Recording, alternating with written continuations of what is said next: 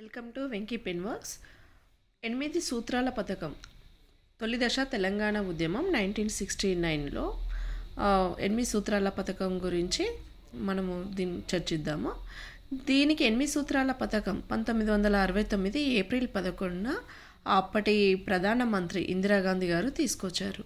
మరి 8 సూత్రాల పథకం తీసుకురావడానికి గల సంఘటనలు, దాని ముందున్న సంఘటనలు చూసుకుంటే మనకు మార్చి 8న జీవో 36 ఏం చెప్తుంది? గత వీడియోలో మనం చెప్పుకున్నాం. జీవో 36 అనేది జీవో నెంబర్ 36 జనవరి 21 నాడు తీసుకొచ్చిండు. 1969 జనవరి 21 నాడు తీసుకొచ్చిండు. ఇదేం చెప్తుంది? ఆంధ్ర ఉద్యోగులను, తెలంగాణ ప్రాంతంలో పనిచేసే ఆంధ్ర ఉద్యోగులను ఆంధ్ర ప్రాంతానికే పంపించాలి అని చెప్తుంది.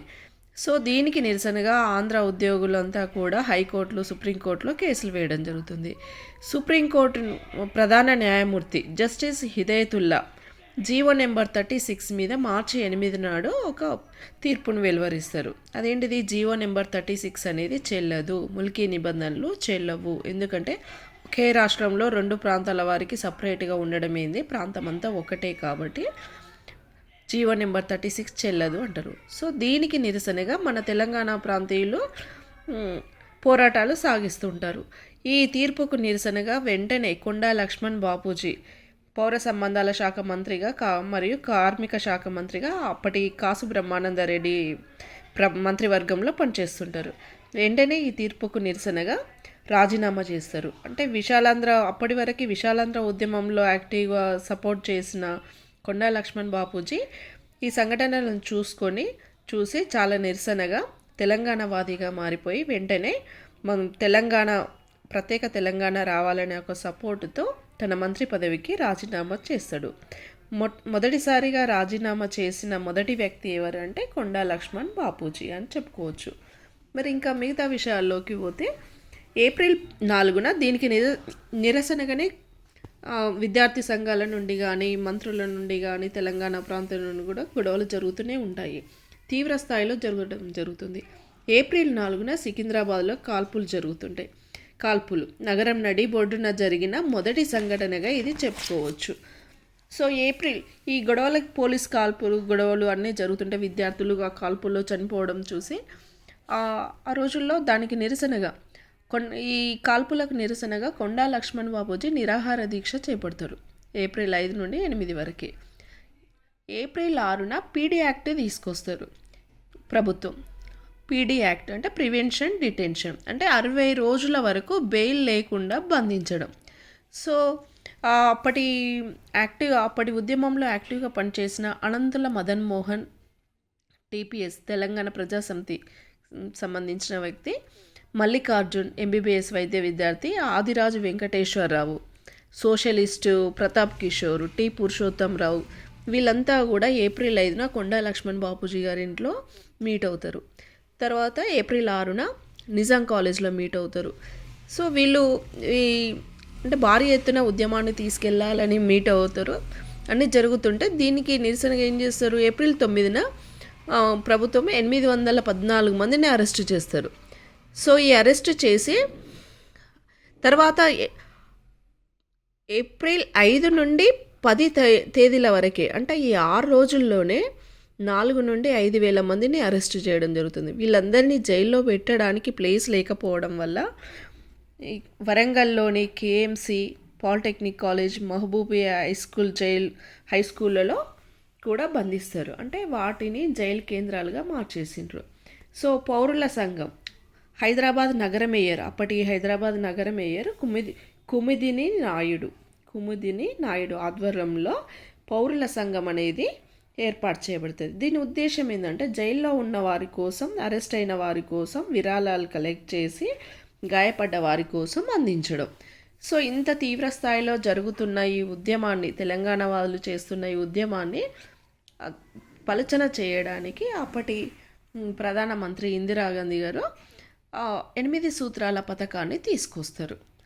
సో 8 సూత్రాల పథకం తీసుకురావడం కోసము ఏప్రిల్ 9, 10 తేదీల్లో ఢిల్లీలో చర్చలు జరుపుతారు. ఏప్రిల్ 9న ప్రతిపక్ష నాయకులతో చర్చలు, ఏప్రిల్ 10న అధికార పక్ష నాయకులతో చర్చలు ఢిల్లీలో జరుపుతారు.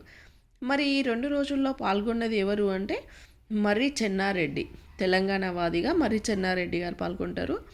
నూకల రామచంద్రారెడ్డి, తెలంగాణ వాది మరియు ప్రతిపక్ష నేతగా, స్వతంత్ర పార్టీ నేతగా పాల్గొంటారు.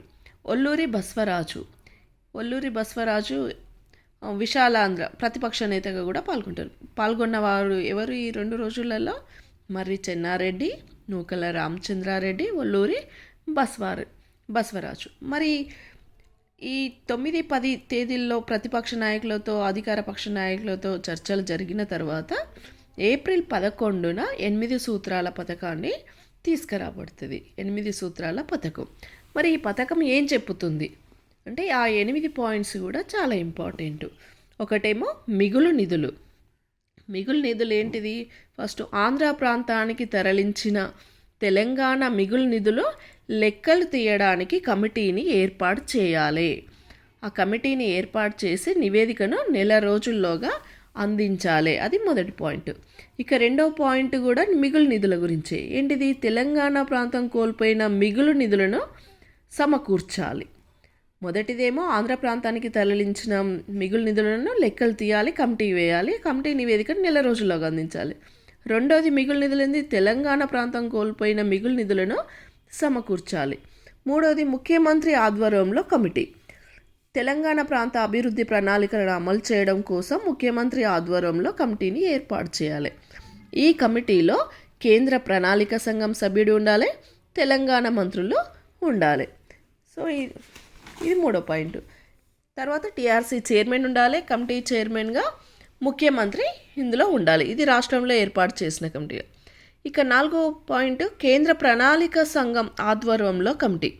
కేంద్ర ప్రణాళిక సంఘం ఆధ్వర్యంలో ఏంటిది? అభివృద్ధి ప్రణాళికలను అమలు చేయడానికి కేంద్ర ప్రణాళిక సంఘం సలహాదారుని అధ్యక్షతనగా ఒక కమిటీని ఏర్పాటు చేయాలి. మరి ఆ కమిటీలో ఎవరెవరు ఉండాలి అని చెప్పుకుంటే కేంద్ర ప్రణాళిక సంఘం సలహాదారుడుగా ఎవరు? చైర్మన్గా ఉండాలి. కేంద్ర ప్రణాళిక సంఘం సలహాదారుడేమో చైర్మన్గా ఉండాలి. కేంద్ర హోంశాఖ కార్యదర్శి, కేంద్ర ఆర్థిక శాఖ కార్యదర్శి, రాష్ట్ర అధికారులు 2 ఈ కమిటీలో ఉండాలి. కేంద్ర ప్రణాళిక సంఘం ఆధ్వర్యంలో ఏర్పాటు చేసే కమిటీలో ఈ 4 కేటగిరీలకు సంబంధించిన వాళ్ళు ఉండాలి. ఇందులో ఇంకా 5వ పాయింట్ గురించి చెప్పుకుంటే టీఆర్సీకి ఎక్కువ అధికారాలు ఇచ్చుట. టీఆర్సీ అంటే ఏం చెప్పుకున్నాం మనం? Telangana regional committee. సో ఆ టైంలో అంటే 1969 పీరియడ్లో దీనికి చైర్మన్గా ఎవరు పనిచేసిందంటే అచ్యుతరెడ్డి. సో దీనికి ఎక్కువ అధికారాలు ఇవ్వాలి. తెలంగాణ అభివృద్ధి కోసం ఏర్పాటు చేసిన టీఆర్సీకి మరియు అనంతరం ఏర్పాటు చేసిన కమిటీలకు అధికారాలు ఎక్కువ ఇవ్వాలనేది 5th పాయింట్ చెప్తుంది. ఇక 6th పాయింట్ తెలంగాణ ఉద్యోగాలు తెలంగాణకే. తెలంగాణ ప్రాంత ఉద్యోగాలను స్థానికులకే ఇవ్వడం కోసం రాజ్యాంగపరమైన ఒక సవరణ చేయాలి అనేది 6th పాయింట్. ఇక 7th పాయింట్ వచ్చి యూపీఎస్సీ ఆధ్వర్యంలో కమిటీ ఏర్పాటు చేయాలి. దేనికోసం అంటే తెలంగాణ ప్రాంత ఉద్యోగుల సమస్యల పరిష్కారానికి. తెలంగాణ ప్రాంత ఉద్యోగుల సమస్యల పరిష్కారానికి యూపీఎస్సీ ఆధ్వర్యంలో కమిటీ ఏర్పాటు చేయాలి.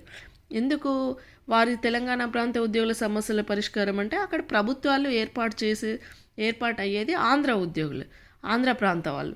సో ఆంధ్ర ప్రాంత ప్రభుత్వము ఆంధ్ర ఉద్యోగులకే ఫేవర్గా ఉంది కాబట్టి దానికి నిరసనగా తెలంగాణ ప్రాంత ఉద్యోగుల సమస్యలను యూపీఎస్సీ ఆధ్వర్యంలో ఏర్పాటు చేసిన కమిటీ సాల్వ్ చేస్తుందని యూపీఎస్సీ ఆధ్వర్యంలో ఏర్పాటు చేసిన కమిటీని వేయాలి అనేది 7వ పాయింట్ చెప్తుంది. ఇక 8వ పాయింట్ ఏంది? మరి 7 అంశాలు కూడా 7 పాయింట్లకు సంబంధించిన అంశాలు కూడా కరెక్ట్ నెరవేరుస్తున్నారా లేదా అనేది తెలుసుకోవడానికి ప్రధానమంత్రి ఆధ్వర్యంలో ఒక సమీక్ష జరగాలి. అంటే తెలంగాణ ప్రాంత సమగ్ర అభివృద్ధి మీద ప్రతి 6 నెలలకు ఒకసారి సమీక్ష నిర్వహించడానికి సమావేశం నిర్వహించుట అనేది 8 పాయింట్స్. సో ఈ 8 పాయింట్స్తో కూడిన ఒక 8 సూత్రాల పథకం అనే పథకాన్ని మాత్రం అప్పటి ప్రధానమంత్రి ఇందిరాగాంధీ గారు ఏప్రిల్ 11, 1969న తీసుకురాబడింది. సో మరి ఈ 8 పాయింట్లలో కూడా మనం మళ్ళీ ఒకసారి రివైజ్ చేసుకుంటే ఫస్ట్ 2 కూడా మిగులు నిధుల మీదనే. మూడోది సీఎం ఆధ్వర్యంలో కమిటీ ఏర్పాటు చేయుట. నాలుగోది కేంద్ర ప్రణాళిక సంఘం ఆధ్వర్యంలో కమిటీ ఏర్పాటు. ఐదోది టీఆర్సీకి ఎక్కువ అధికారాలు ఇచ్చుట. 6 తెలంగాణ ఉద్యోగాలు తెలంగాణ ప్రాంతీయులకే. 7వది యూపీఎస్సీ ఆధ్వర్యంలో ఒక కమిటీ ఏర్పాటు. 8వది ప్రధానమంత్రి నేతృత్వంలో సమీక్ష జరగడం. ఈ 8 పాయింట్లతో కూడిన 8 సూత్రాల పథకం అనేది తీసుకురాబడింది. ఎప్పుడు అది ఏప్రిల్ 11 8 సూత్రాల పథకం. ఇక మరి ఇది ఎంతవరకు ఈ సూత్రాల మీద ఈ 8 పాయింట్స్ మీద కూడా మరి ఏమేం కమిటీలు ఏర్పడ్డాయి, ఏ విధంగా నడిచింది, దాని ప్రత్యామ్నాయం ఏందో నెక్స్ట్ వీడియోలో చూసుకుందాం. Thank you.